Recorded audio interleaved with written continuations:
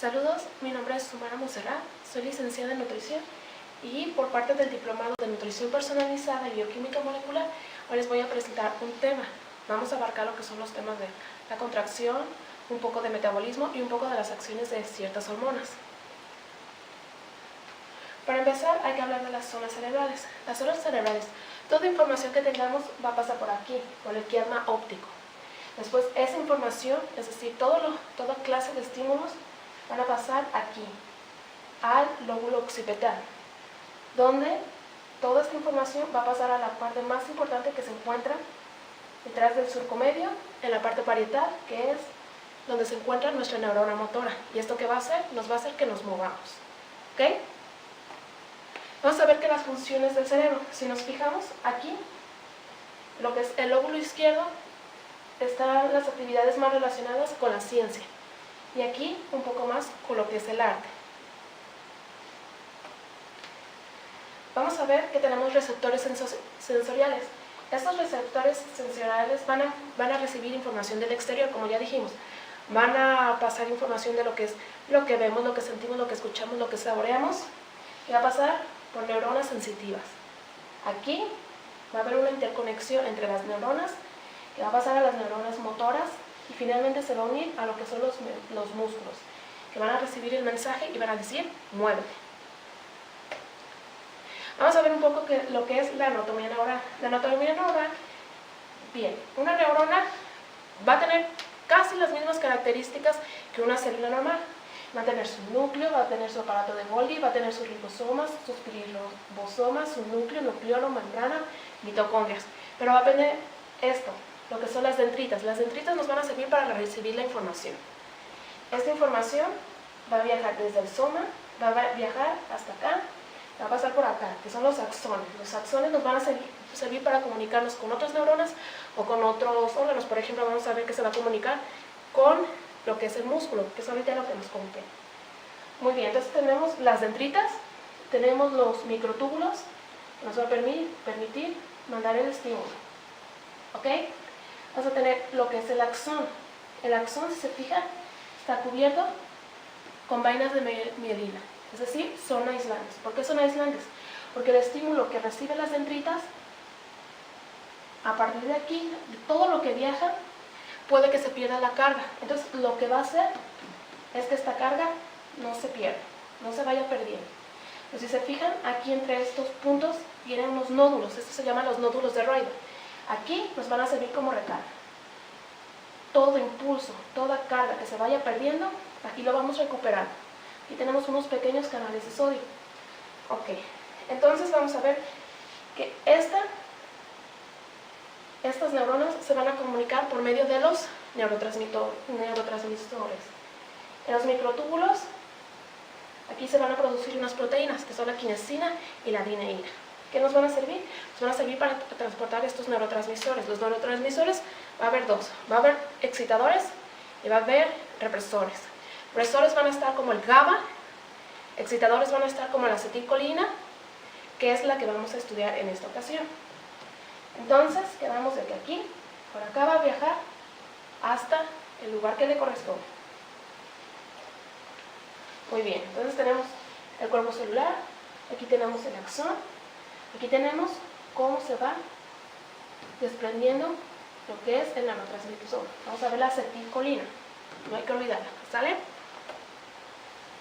Vamos a ver lo que es potencial de membrana, y para esto vamos a ver lo que son los conceptos básicos. Tenemos electrolitos, en nuestro cuerpo está lleno de electrolitos.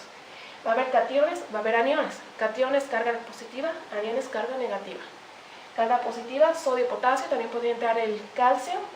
Y aniones, carga negativa, el cloro.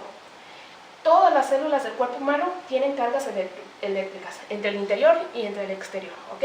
Eso hay que tenerlo bien en cuenta. Vamos a ver lo que es potencial de membrana. Nuestro cuerpo humano siempre va a buscar que esté en un equilibrio. Pero ¿cómo lo interpreta una célula, una neurona que esté en equilibrio? Simplemente su espacio intracelular va a estar más negativo que su espacio extracelular. Aquí vemos alguna comparativa entre electrolitos, líquido intracelular, líquido extracelular. ¿Ok? ¿Por qué? Porque si tuviera cargas iguales, no funcionaría nada, no habrá ninguna actividad. Entonces vamos a hablar, si estamos hablando del potencial de membrana, tenemos que hablar del potencial de reposo. Y aquí lo vamos a demostrar con la bomba sodio-potasio ATPase, donde vemos que se liberan 3 cationes, 3 moléculas de sodio hacia el fluido extracelular, con el coste de un ATP. Pero al mismo tiempo que se libera, va entrando sodio, pero únicamente 2 moléculas. ¿Esto qué nos quiere decir? Nos quiere decir que el espacio extracelular va a ser más positivo que el intracelular, pero a nosotros lo que nos importa es que dentro va a estar más negativo, porque estoy perdiendo más de lo que estoy ganando. Y 90 milivoltios menos 90 milivoltios va a ser la carga para que esté el potencial en reposo. Vamos a ver qué características tiene esto. Vamos a ver. Aquí tenemos la membrana. Tenemos menos 90 milivoltios. Tenemos los canales de fuga, tenemos la bomba sodio-potasio, tenemos canales de sodio, tenemos canales de potasio, que van a ser activados por el voltaje. Aquí vemos negativo, positivo, menos 90 milivoltios. Seguimos en fase de reposo. Ok, los canales de sodio activados por potasio. Vemos aquí, en la fase de reposo, canales de sodio se encuentran cerrados. Del mismo modo, canales de potasio se van a encontrar también cerrados. ¿Qué pasa? Aquí empieza la segunda fase, que es la fase de despolarización. Es decir, va a llegar un impulso. Este impulso va a hacer que la membrana se vuelva más permeable para el sodio y va a pasar a menos 65. Esto es bien importante. ¿Por qué? Porque únicamente pasando el umbral de menos 65 es cuando se va a dar el impulso nervioso. No se va a dar si no se llega a esa carga. Es decir, esta es la ley de todo o nada. O pasa o simplemente no se da el impulso. Muy bien, entonces empezamos ahora con la fase de despolarización. La fase de despolarización es, ya pasa el umbral de menos 65, se van a abrir las compuertas, va a entrar sodio y va a alcanzar un más 35 voltios. Es decir, empieza el impulso. Vamos a ver, inmediatamente se abren canales de sodio, esto se vuelve positivo y se cierran canales de sodio, se abren de potasio para llevar potasio hacia el exterior y tratar de controlar de tener esto. Características del potencial de acción, es decir, reposo, menos 70, menos 90, por acá va a andar. Llega el impulso, pasa el umbral, menos 65, empieza la entrada de sodio, llega a más 35, se ve el potencial de acción. Rápidamente se cierran los canales de fuga de sodio, se abren los de potasio y empezamos ahora a repolarizar. Pero resulta ser que la membrana hace un tan buen trabajo que llega a una hiperpolarización, es decir, no va a llegar a menos 90, a lo mejor va a llegar a menos 95, pero rápidamente se van a abrir unas compuertas de potasio que van a permitir que el potasio, el necesario, salga también al espacio extracelular. Y tenemos también el periodo de refractario absoluto. ¿Esto qué es? De aquí a acá no se va a poder dar ningún potencial de acción. Aquí no va a pasar nada. Después tenemos el periodo refractario relativo. Aquí sí se puede dar otro nuevo potencial de acción, pero necesita un impulso muy fuerte. ¿Ok? En resumen, menos 90 milivoltios se encuentra en fase de reposo. Llega el estímulo. Si no supera el umbral de menos 65 milivoltios, no se va a cumplir la ley de todo o nada. Es decir, no se va a generar el potencial. Digamos que sí se genera. Supera el umbral de menos 65. Se abren los canales de sodio. Se genera el potencial de más 35 milivoltios. Se bloquean los canales de sodio inmediatamente. Después empieza la apertura de los canales de potasio. Sale potasio al espacio extracelular y empieza la repolarización. Aquí más o menos vamos a ver cómo se va a liberar la acetilcolina. Y para más o menos hay que recordar todavía la acetilcolina. Ahorita vamos a ver dónde va a actuar. Vamos a hablar del músculo. Tenemos 3 tipos de músculo. Tenemos el músculo liso, tenemos el músculo estriado, tenemos el músculo estriado cardíaco. Lo que nosotros vamos a ver aquí va a ser el músculo estriado o el músculo esquelético. ¿Okay? Y vamos a ver un poco de lo que es la anatomía. Vamos a ver que el músculo está unido al hueso mediante un tendón. Va a estar rodeado este músculo por un epimicio y otras membranas. Pero a nosotros lo que nos va a importar va a ser lo que es la fibra muscular. Las fibras musculares van a estar dentro de un endomisio. ¿Ok? Partiendo más de lo que es la fibra muscular, tenemos los túbulos T. Estos van a ser muy importantes. Vamos a tener el retículo sarcoplasmático muy cerca de los túbulos T. Retículo sarcoplasmático, recordemos que tiene calcio. Muy bien. Entonces por aquí se van a poner las dendritas, por acá va a recibir la señal, más o menos se queda. Pero tenemos la unidad funcional del músculo, que va a ser el sarcómero. El sarcómero se va a encontrar entre dos discos zetas. Va a estar compuesto por filamentos finos y filamentos gruesos. Filamentos finos es la actina, filamentos gruesos es la miosina. Si nos vamos más adentro de lo que es el sarcómero, tenemos la titina, que va a ser como un tipo resorte que nos va a permitir que el músculo vuelva a su posición original. ¿Okay? Tenemos la tropomodulina, tenemos la tropomiosina, que si nos fijamos está rodeando la actina. Tenemos troponinas. Troponinas vamos a tener troponina C, troponina I y troponina T. ¿Ok? Pero vamos a ver más o menos, más a profundidad, lo que es la actina y lo que es la miosina. Entonces aquí está el filamento de actina. Tenemos un tropomiosina, fíjense cómo rodea la actina.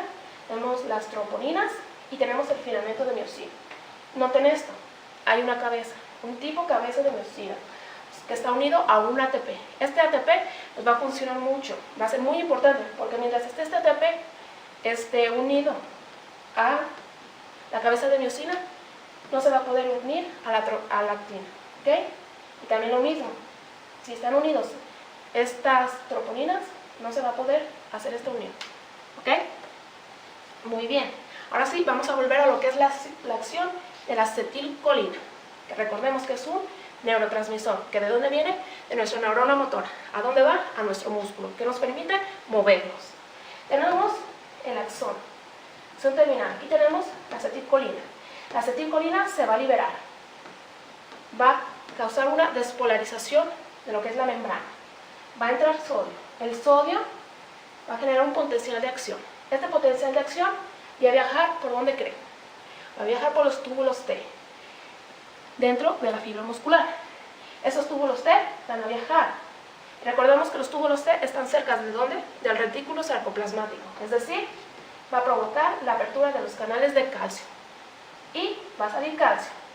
Calcio se va a dirigir hacia la actina, hacia el sarcómero, más específicamente hacia la actina. ¿Dónde creen que va a llegar primero? Si tenemos tubulina C, tenemos tubulina I y tenemos tubulina T. Exactamente, va a llegar a la tubulina C. La tubulina C le va a decir a la tubulina I que se mueva. Esta tubulina I le va a decir a tubulina T, que es de tropomiosina, que se mueva. Es decir, los filamentos se van a mover, lo que va a permitir que el filamento de la miosina se pueda unir aquí. Para que esto ocurra, va a haber un desprendimiento, va a haber una degradación. De ATP va a pasar a ADP. ¿Ok? Y aquí está más o menos ejemplificado. El ATP se va a unir a la miosina haciendo que separe la actina. Aquí tenemos ATP, está libre, no se puede unir. El ATP se va a transformar en ADP, es decir, está listo para hacer este movimiento. Entonces el calcio se va a unir a las troponinas, lo que va a causar que se mueva la tropomiosina, lo que va a permitir que la cabeza de miosina se junte con la actina. Esto va a ser el movimiento de la actina, es decir, va a cambiar el ángulo, se va a generar el movimiento. Muy bien, excelente. La acetilcolina va a estar su receptor. Mientras no se quite de su receptor, va a seguir aquí, así haya cumplido su tarea. ¿Ok? Pero para eso tenemos la acetilcolinesterasa. La acetilcolinesterasa se va a encargar de romper la acetilcolina. ¿En qué? En colina y acetato. Este rompimiento, como el cuerpo es muy sabio, va a permitir que la colina viaje otra vez hacia el axón y se vuelva a convertir otra vez en acetilcolina. Es decir, aquí está su ciclo. Muy bien. Ahora vamos a ver lo que es la obtención de energía. Y aquí vamos a ver que para obtener energía tenemos que degradar energía. Vamos a ver que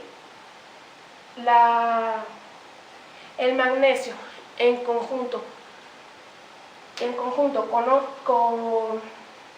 con otra enzima que ahorita se me acaba de olvidar, va a ser AMP cíclico, la adenilato ciclasa. Es la adenilato ciclasa. La adenilato ciclasa en conjunto con el magnesio van a degradar el ATP para formar AMPC. Muy bien. ¿Y esto qué nos va a permitir? Esto nos va a permitir la entrada a los ciclos metabólicos, ciclos celulares, glucólisis, ciclo de Krebs, cadena respiratoria. Muy bien. Vamos a empezar con el primero, la glucólisis. El punto final de la glucólisis es pasar de una molécula de 6 carbonos, aquí lo vemos, 6 carbonos, a 2 moléculas de 3 carbonos. Es decir, de una glucosa pasar a 2 moléculas de piruvato. Muy bien.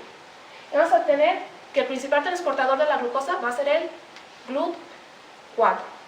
El GLUT4 le va a permitir a la glucosa entrar a la célula, pero la célula por sí misma no puede quedarse así. Tiene que agregarse un grupo fosfato. Y aquí es donde van a entrar las quinasas.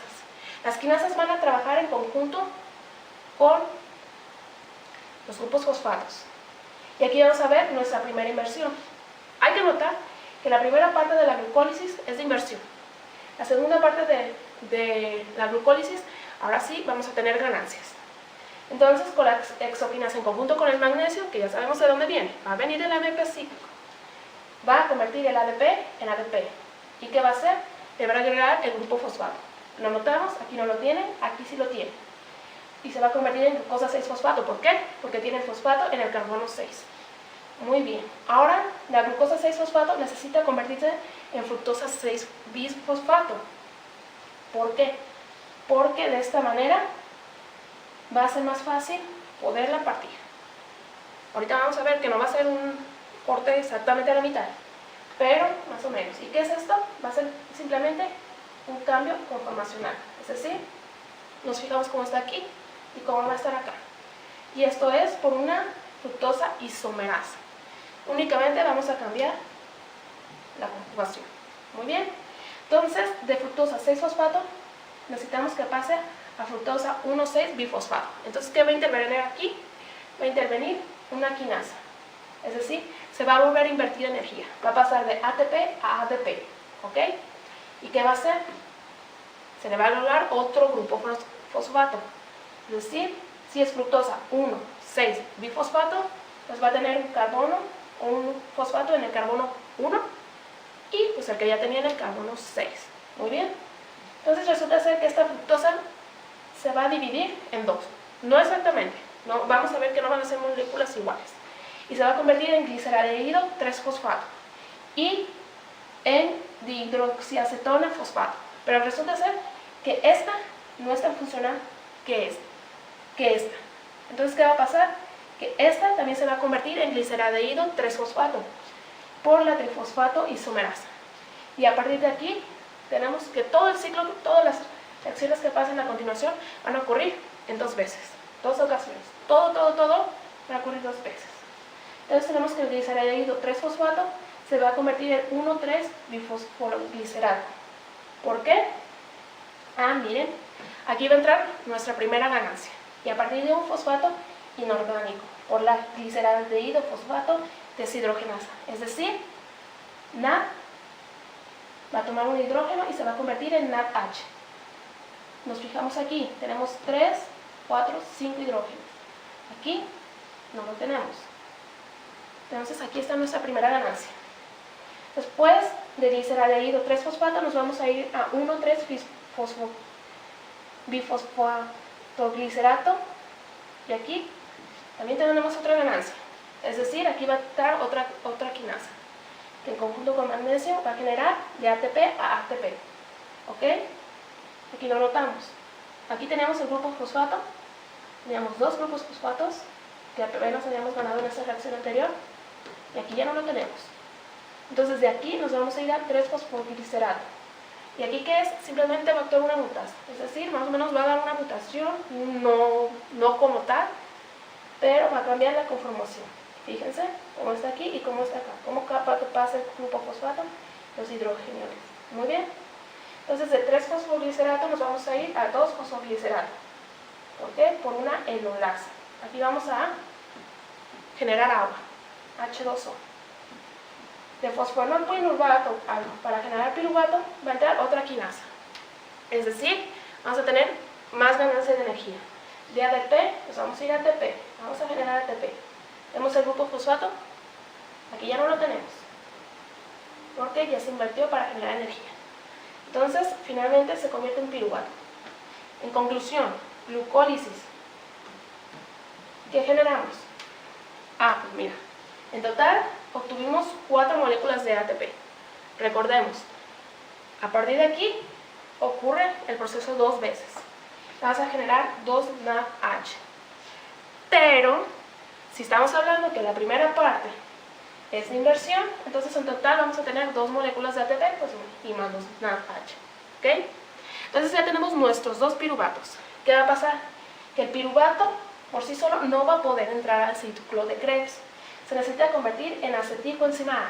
Y para eso vamos a ocupar una descarboxilación y una hidroxilación. ¿Qué vamos a tener? Piruvato, 3 carbonos.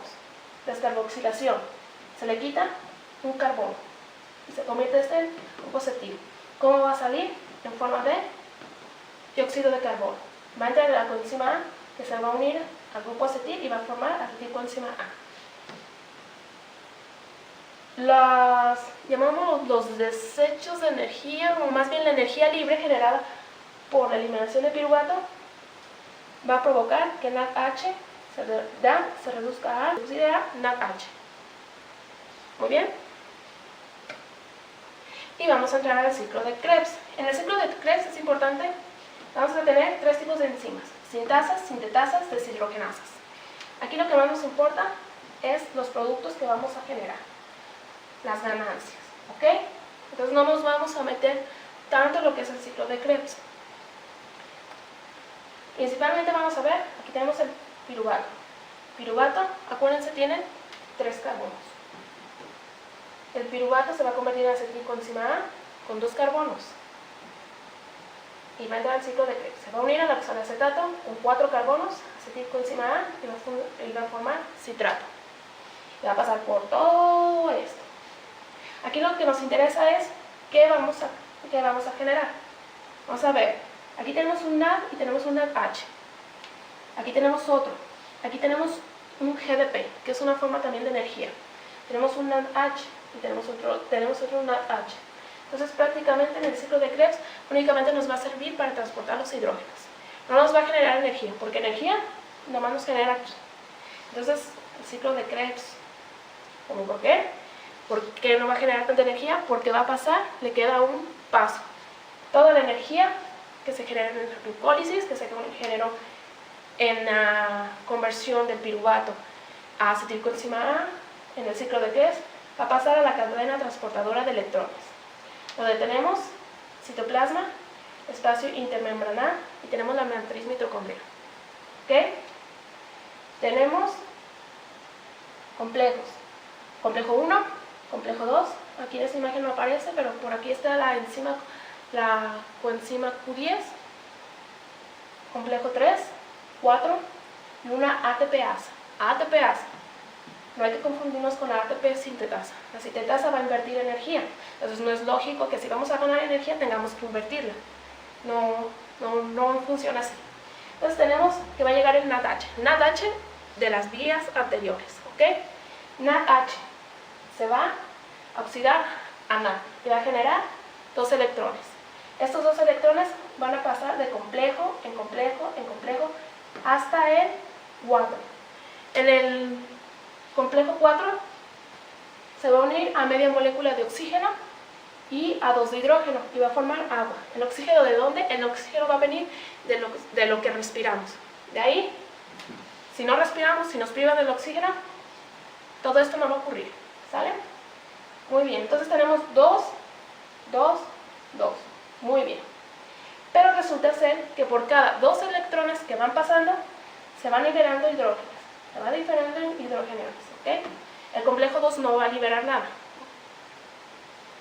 Aquí tenemos el complejo, si tenemos el NAD, si tenemos aquí por el NAD, de aquí van a salir 4 hidrogeniones. Aquí van a salir otros 4 y de aquí van a salir otros 2. Muy bien. El FADH va a pasar prácticamente lo mismo. De FADH va a pasar a FA. Pero este va a empezar desde el complejo 2. Y si tomamos en cuenta que el complejo 2 no va a liberar hidrogeniones, entonces va a empezar desde aquí. Entonces en lugar de van a ser 4, van a ser 2. ¿Okay? Van a ser 6. Cuando con el NAD teníamos 10. ¿Ok? Pero ¿qué resulta ser? Que aquí, este espacio se va a volver muy ácido. Muy ácido. ¿Y qué va a pasar? Que quiere entrar.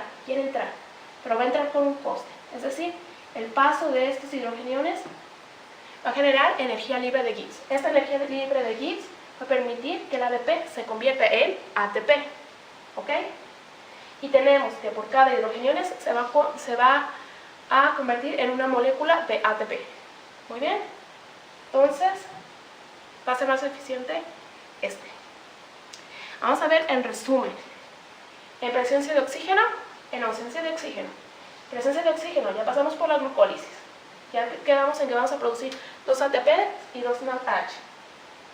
Después pasamos a la oxidación del piruvato. Aquí generamos 2 NADH, ¿se acuerdan? Muy bien. Después vamos a entrar al ciclo de Krebs. Ciclo de Krebs, vamos a generar 6 NADH, 2 FADH y 2 ATP. Acuérdense que era en forma de GTP, pero es, al fin y al cabo, energía. ¿Por qué? Porque también aquí sigue lo mismo que la glucólisis. Va a pasar 2 veces el ciclo. En total van a pasar a la cadena transportadora de electrones y van a generar entre 34 ATPs, 38 ATPs, 36 ATPs, todo depende más o menos de la bibliografía. ¿Okay? Ahora tenemos que en ausencia de oxígeno vamos a tener la glucólisis anaerobia, que esto va a funcionar en base a una fermentación, va a producir 2 moléculas de lactato, 2 de etanol. Vamos a ver que un rendimiento es de 2 moléculas de ATP, muy útiles, no tan eficientes como lo que vendría siendo en presencia de oxígeno, pero más adelante vamos a ver que a veces se ocupa más esta que esta, ¿ok? Sobre todo en ejercicios físicos. Vamos a ver cuándo es conveniente esta y cuándo no es conveniente esta, va a ser en otro video. Ahora, para entender cómo va a pasar eso, tenemos que hablar de fisiología endocrinológica. Es decir, cómo una glándula va a liberar otra hormona, que va a ir a otra glándula y que va a generar otra hormona. O la glándula va a generar una hormona que va a pasar a un receptor. Va a seguir cualquiera de estos 2 caminos. ¿Para qué? Para hacer una acción. Una acción que vamos a ver. Va a llevar un mensaje. Y tenemos que hay diferentes sistemas de comunicación.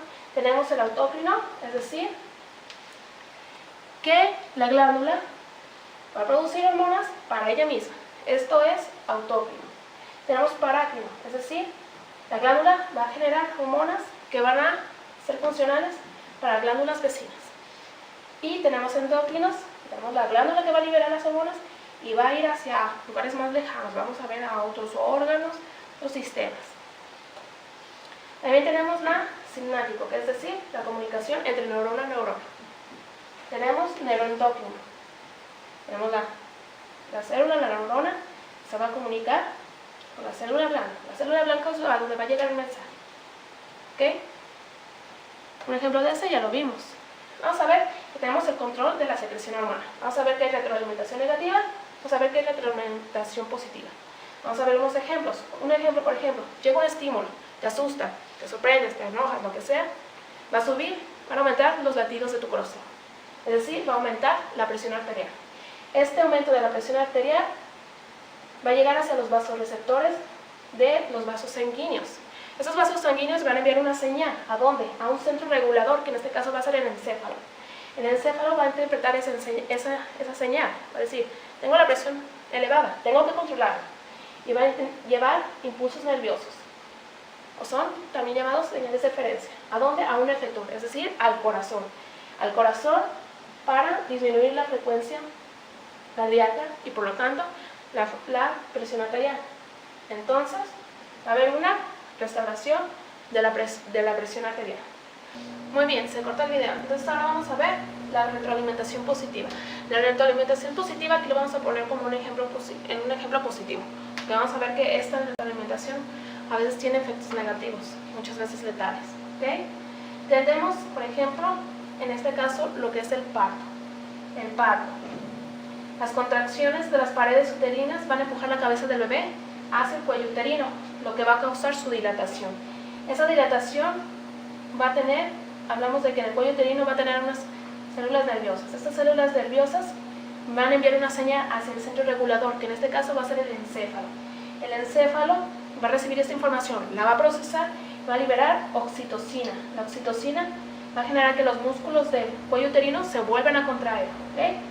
Y entonces el cuerpo del bebé vuelve a avanzar más, se vuelve a dilatar. Este efecto se va a volver a repetir una y otra vez hasta que haya un nacimiento. Una vez que existe el nacimiento, que ya se dio, que ya nació el bebé, esto inmediatamente se interrumpe, ¿okay? Tenemos también el control por variaciones cíclicas, es decir, cambios de estación. No es lo mismo la primavera, no es lo mismo que el invierno. El invierno nos dice invernación, primavera nos dice actividad, hagámoslo así. Etapas de desarrollo, no son las mismas hormonas que yo producí en mi pubertad que las que voy a producir en mi adultez, ¿okay? Ciclo diurno, ciclo de sueño. Para eso tenemos que hablar del ciclo circadiano. El ciclo circadiano está conformado por todo el día, es decir, vamos a tener, por ejemplo, el triptófano. El triptófano, un aminoácido, se va a convertir en melatonina en la noche. ¿Qué nos va a decir? Nos va a decir, duérmete, es hora de dormir. También tenemos que va a haber un aumento de la vasopresina. Esto nos va a beneficiar en el sentido de que cuando estemos dormidos no nos va a dar la sensación de sed o nos van a dar ganas de ir al baño, ¿ok? Muy bien, entonces amanece. Ahora el triptófano no se va a convertir a melatonina, se va a convertir a serotonina, es decir, despierta. Muy bien, ¿qué pasa? Todo este ciclo está regulado por la luz, no tanto por las horas, ¿ok? Es por la luz. Entonces, este ciclo se va a ver alterado por nuestros estilos de vida. Una persona que trabaja de velador no va a tener el mismo ciclo circadiano que este. ¿Por qué? Porque hasta ahora tiene que trabajar, hasta ahora posiblemente vaya a dormir, ¿ok? Entonces aquí va a haber una alteración. Tenemos la clasificación hormonal por su liberación. Hay hormonas, mensajeros químicos a partir de glándulas endócrinas. Tenemos aquí un ejemplo: hipotálamo, la hipófisis, glándulas suprarrenales, las gónadas, ¿ok? Tenemos neuropéptidos, mensajes químicos de la neurona. Aquí va, por ejemplo, tenemos la grelina, la dopamina, la leptina. Por ejemplo, el estómago libera ¿qué? Grelina, que va a bajar hacia ¿qué? Hacia el hipotálamo, que va a liberar neuropéptido Y. Esto va a ser la 2. Tenemos también neurotransmisores, mensajeros químicos, comunicación entre la neurona y la neurona, ¿ok? También tenemos por su estructura química, las proteínas polipeptídicas, peptídicas. Esto va a producir en la neuropófisis, páncreas, paratiroides. Esteroides en la corteza suprarrenal, ovarios, testículos, placenta. Derivados de tirosina, es decir, de un aminoácido. Tiroides, médula suprarrenal. Aquí más o menos están divididos. Por ejemplo, el hipotálamo, las hormonas que va a liberar. Tenemos que estas principalmente van a ser proteicas. Y si se fijan, son hormonas liberadoras de otras hormonas. Aquí en el hipotálamo. Tenemos la neuropófisis y la neuropófisis. También principalmente van a tener estas características. Va a haber otras. Tiroides, T3, T4. ¿A partir de qué? De un aminoácido. ¿De cuál? De la tirosina. Tenemos en el hígado, que también va a secretar hormonas: duodeno, riñón, estómago, páncreas, glándulas adrenales, médula adrenal, glándulas adrenales, suprarrenales. Tenemos estas, ¿ok? No me voy a detener mucho aquí. Ahora vamos a hablar de las glándulas suprarrenales. Vamos a ver que se van a dividir en corteza y en médula. En la corteza se van a liberar los glucocorticoides, los mineralocorticoides y los andrógenos. Médula suprarrenal, las catecolaminas. Aquí vemos el riñón, los dos riñones. Aquí están sus cortezas, ¿ok? La corteza va a estar bien diferenciada entre la glándula va a estar bien diferenciada entre la corteza y entre la médula, ¿ok? Y tenemos más a fondo, tenemos aquí la médula suprarrenal. La corteza también se va a dividir en zona glomerular, que va a liberar aldosterona, que es un mineralocorticoide. Tenemos la zona fascicular, cortisol. Tenemos la zona reticular, andrógenos. ¿Saben? Ahora vamos a hablar de lo que son las catecolaminas. Catecolaminas, la que nos va a importar va a ser por su importancia fisiológica. Tenemos la dopamina, la noradrenalina y la adrenalina. La más importante va a ser la adrenalina. Bueno, va a haber más contenido, ¿por qué? Porque esta va a trabajar mejor que la noradrenalina. Muy importante, las catecolaminas que nos van a permitir movilizar energía de sitios de almacenamiento en situaciones de estrés, es decir, un impulso rápido, un impulso al momento. Biosíntesis. Va a haber fuente exógena, va a haber fuente endógena. Fuente exógena a partir de tirosina derivado de la dieta. Fuente endógena sintetizada en el hígado a partir de ¿qué? De la fenilalanina. Muy bien. Ahora, ya entrando más a fondo para la síntesis. Características de la fenilalanina, la tirosina, que van a tener un anillo catecol. Aquí están sus anillos catecol, ¿ok? Muy bien. Entonces, la fenilalanina quedamos que se va a producir ¿en dónde? En el hígado. Ya después de acá va a migrar hacia la médula. Pero esto, la conversión, va a ser en el hígado. Okay, entonces tenemos fenilalanina. ¿Qué va a actuar? Va a actuar una fenilalanina hidroxilasa. ¿Qué va a hacer? Le va a quitar un hidroxilo a la tetrahidrobiopterina. ¿Dónde se lo va a poner? Aquí, en su anillo catecol.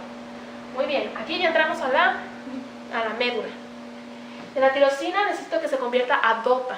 De tirosina a dopa va a ser prácticamente el mismo efecto. Vamos a tener una tirosina hidroxilasa que le va a quitar un grupo hidroxilo a la tetrahidrobiopterina y se lo va a poner en su anillo catecol, ¿ok? Pero resulta ser que la dopa no me sirve. Necesito que se convierta a dopamina. ¿Por medio de qué? Por medio de una descarboxilación. Es decir, va a actuar aquí la dopa descarboxilasa en conjunto con el pirodoxal. ¿Pirodoxal de qué viene? De la vitamina B2. Entonces aquí tenemos un micronutrimento muy importante. Entonces le va a quitar el grupo carboxilol. Lo vemos aquí ya no lo vemos, ¿ok? Muy bien. Entonces para cruzar de la dopamina a la noradrenalina vamos a necesitar otra hidroxilación. ¿Por parte de qué? De la dopamina hidroxilasa. ¿Qué va a hacer? Le va a quitar el grupo hidroxilo a la vitamina C. Y aquí ya no se lo va a poner en el anillo catecol, se lo va a poner en un grupo carbono. Muy bien. De la noradrenalina a la adrenalina, aquí va a ocurrir una metilación. ¿De qué? En conjunto de, no lo sé pronunciar bien, pero es la feniletanolamina metiltransferasa, que le va a quitar el grupo metilo a la S-adenosinmetionina. ¿De dónde viene esta? Viene del ciclo de la conversión de la homocisteína a la metionina. ¿Y qué se necesita para esta conversión? Se necesita ácido fólico. Entonces aquí tenemos otro nutriente que debemos ocupar, ¿sale? Entonces aquí le va a poner su grupo metil y ya se va a convertir en adrenalina. Todo esto, ¿sale? Muy importante, las catecolaminas se van a encontrar almacenadas formando complejos con ATP para liberarse en caso de un estímulo. Tenemos el nervio vago que va a actuar en conjunto con la médula adrenal. ¿Por qué nervio vago? Porque necesita que este impulso sea rápido, ¿ok? Y este impulso va a ser originado por la acetilcolina. La acetilcolina se va a sentar sobre su receptor colinérgico, que va a causar una despolarización, es decir, va a entrar sodio. Entra sodio, se abren canales de calcio, entra el calcio también. Entonces se abren las vesículas con adrenalina y noradrenalina. Las catecolaminas van a actuar en receptores. Van a actuar en receptores alfa y en receptores beta. ¿Para qué? Vamos a ver para qué.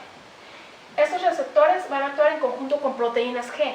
Si la catecolamina llega al receptor alfa 1, va a actuar sobre la proteína G acoplada a Q.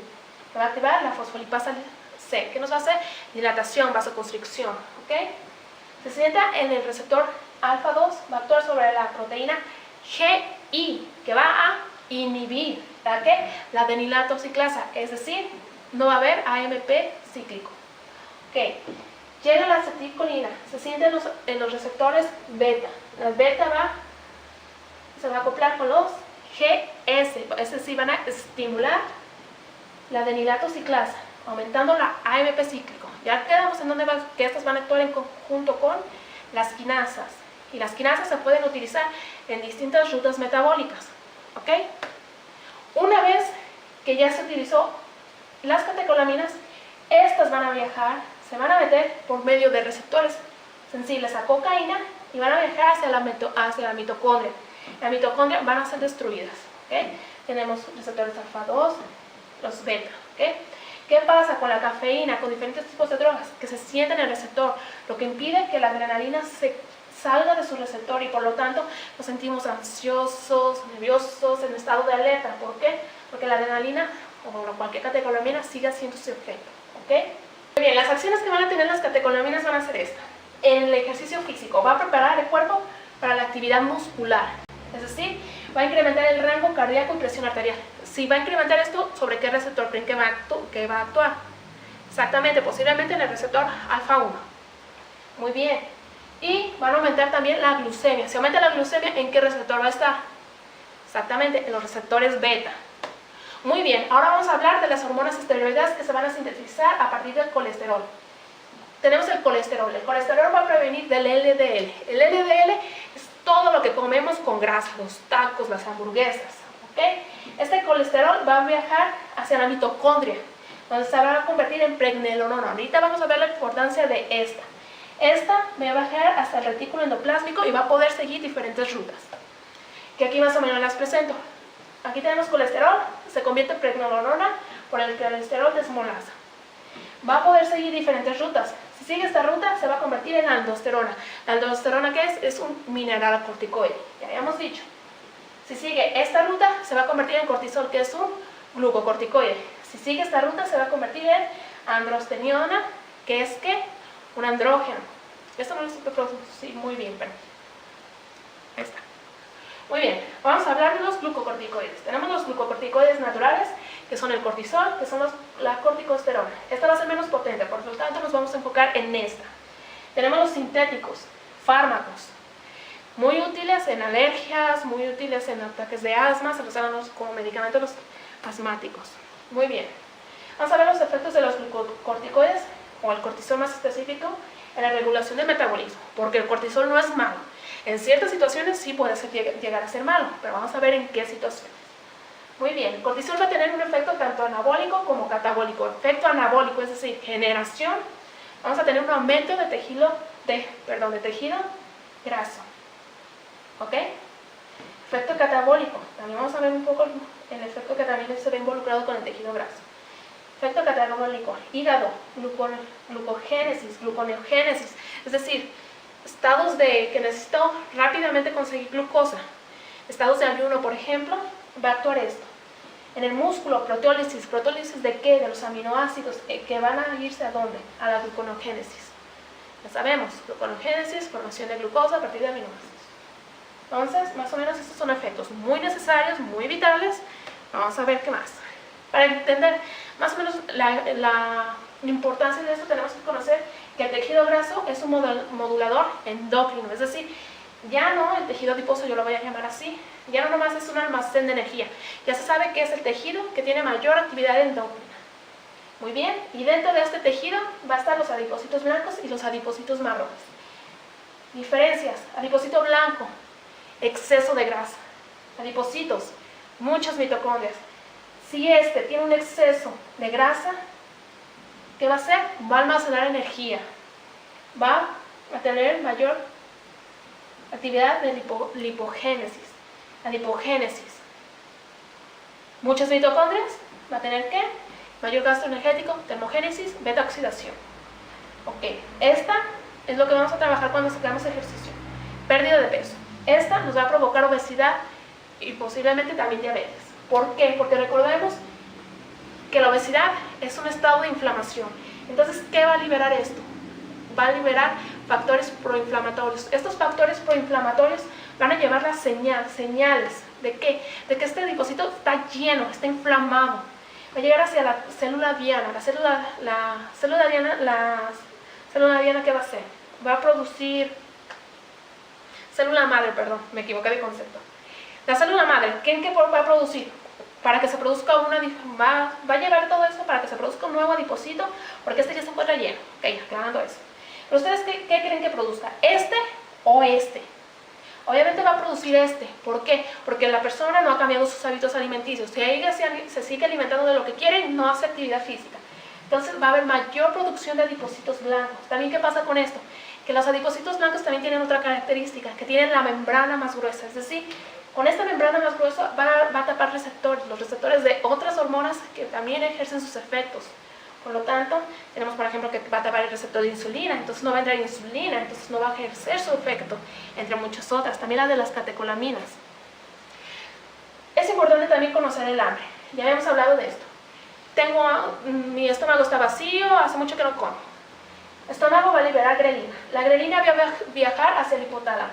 El hipotálamo va a liberar la neuropéptido Y. El neuropéptido Y va a llevar la sensación de hambre. Tengo que comer, ¿ok? Efecto contrario, estómago lleno, distensión abdominal. Va a liberar estas dos, colecistoquinina, secretina. Estas van a viajar hacia el tejido adiposo. En el tejido adiposo va a liberar leptina. La leptina va a viajar hacia el hipotálamo, donde se va a sentar sobre su receptor. El receptor va a producir melanocortina. La melanocortina, la más importante, va a ser la MSH, hormona estimuladora de melanina. Ahorita vamos a regresar a esto. Entonces, esta melanocortina se va a sentar sobre su receptor. Su receptor va a ser el MCR4. Este va a producir la sensación de saciedad. Ok. Una mutación aquí va a causar que no haya saciedad. Y aquí prácticamente nosotros no vamos a poder trabajar en nada. Algo que se me había olvidado, la insulina también va a actuar como una hormona de saciedad. Igual que la leptina se va a sentar sobre su receptor y va a producir melanocortina. Pero ¿qué pasa? Que al ver más tejido adiposo va a haber más secreción de leptina, va a haber saturación y por lo tanto va a tapar este receptor. Por lo tanto, no va a haber señalización de saciedad, va a haber un exceso de esto. Si hay un exceso de melanocortina, y quedamos que es esta la principal, ¿qué creen que va a aparecer? Estimuladora de melanina. Así es. Va a haber resistencia a la insulina y va a aparecer lo que es la acanthosis nigricans, ¿ok? Muy característica. Vamos a entrar ahora de lleno a lo que es la producción de cortisol. En el hipotálamo se va a liberar la hormona liberadora de adrenocorticotrofina. Esta va a viajar hacia la adenohipófisis. La adenohipófisis va a producir adrenocorticotrofina. Esta va a viajar hacia la corteza suprarrenal y va a producir cortisol. Muy bien. Pero ¿qué pasa? Que hay un exceso. ¿Este exceso qué me va a causar? Va a causar primeramente inhibición de los receptores de adrenalina. Inhibición de los receptores de adrenalina, ¿qué nos va a causar? Así, resistencia a la insulina. La insulina no va a poder trabajar adecuadamente. Otra cosa, va a subir hasta el núcleo 4 y va a bloquear ya sean los receptores de serotonina. Si han notado que cuando nos sentimos nerviosos empezamos a tener como más hambre y como antojitos, pues miren, va a bloquear los receptores de serotonina. ¿Esto qué va a hacer? Que se nos antojen los hidratos de carbono complejos, galletas, pasteles, etc. Después, si interviene en el bloqueo del receptor de dopamina, ¿qué va a hacer? Se nos van a antojar los hidratos de carbono simples. O, si bloquea la oxitocina, se nos va a antojar las cosas como aciditas, saladitas. Y en caso de que nos bloquee estos tres, va a haber ¿qué? Va a haber una pérdida del apetito. ¿Okay? Va a causar una anorexia. Otra acción. Va a aumentar la reabsorción de sodio. Esto lo vamos a ver más en otra presentación. Va a aumentar la reabsorción de sodio y va a causar ¿qué? Edema. Va a haber aumento de los ácidos grasos libres y este aumento va a inhibir la secreción de la hormona de crecimiento. ¿La hormona de crecimiento para qué nos sirve? La hormona de crecimiento va a intervenir para que haya mayor gasto energético, haya más generación de tejidos, más generación de masa magra, lipólisis. Entonces, si no hay esto, si hay exceso de esto, que se da mucho en obesidad obviamente, con el cortisol, esto no se va a producir. Entonces no va a haber efectos ni en el ejercicio, posiblemente. Van a bajar los niveles de T3, T4. Si nosotros gastamos energía a un 80%, una persona con problemas aquí va a gastar el 10%. Por eso es bien difícil controlar estos dos. Es muy difícil, ya sea a irse a la parte del hipertiroidismo o la de hipotiroidismo. Muy bien.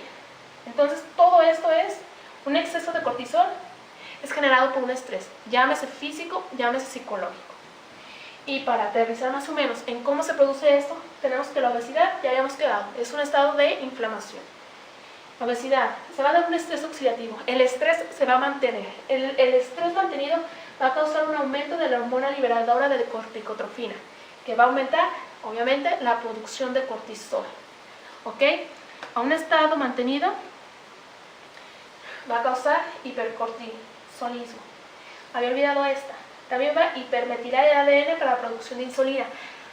A diferencia de las catecolaminas que van a actuar sobre receptores, estas van a pasar por la membrana y van a actuar inmediatamente en el núcleo. Entonces, si va a hipermetilar el ADN para la producción de insulina, vamos a tener también insulina defectuosa. De ahí va a partir también la resistencia. ¿Okay? ¿Qué pasa? Consumo energía, gasto energía, pero no gasto la energía suficiente. ¿Qué va a pasar? Pues ya habíamos quedado. Se va a almacenar. ¿En qué? En el tejido adiposo. Muy bien. Vamos a hablar de un mal mayor que nos aqueja a las mujeres, que es la lipodistrofia ginecoide. La lipodistrofia ginecoide va a afectar entre el 85 y el 98% de las mujeres a partir de la pubertad. Y se va a dividir en 4 fases. Tenemos la fase 1, que es la ectasia circulatoria. Aquí va a haber presencia de edema, es decir, pellizcas y como que se nota. Fase 2, exudativa. Va a haber retención de linfa y esta retención va a causar también que haya mayor almacenamiento de grasa. Okay. Fase 3, proliferación fibrosa. Va a haber una tipo fibra, una tipo de capa que va a empezar a encapsular el adipocito. Y tenemos la fase 4, fibrosis cicatrizal. Es decir, el adipocito va a estar prácticamente cubierto por una fibra. Aquí, estas dos, se pueden cambiar con dieta y ejercicio bien disciplinados. Esta va a ser más difícil, pero también se puede. En esta ya no. En esta cambies tus estilos de vida, hagas mucho ejercicio, comas saludablemente. Aquí ya va a haber un cambio en la estructura. Entonces aquí prácticamente la única alternativa es una cirugía. Y más o menos aquí están algunos ejemplos. ¿Qué bien? Ok, a nuestro día a día nos enfrentamos al estrés. Estrés por el tráfico, por el ruido, por el trabajo, etc. Prácticamente nuestra vida se divide en esas cosas. ¿Qué podemos hacer? ¿Cómo lo podemos contrarrestar? ¿Por qué algunas personas se enferman? ¿Por qué algunas otras no?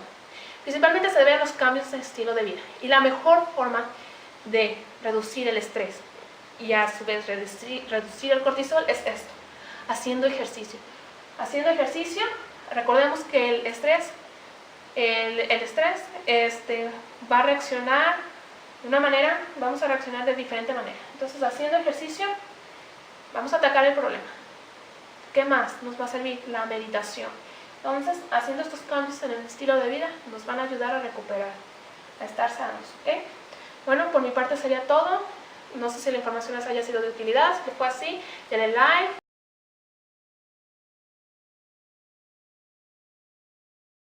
Dejen un comentario, compártanlo. Sugerencias, dudas.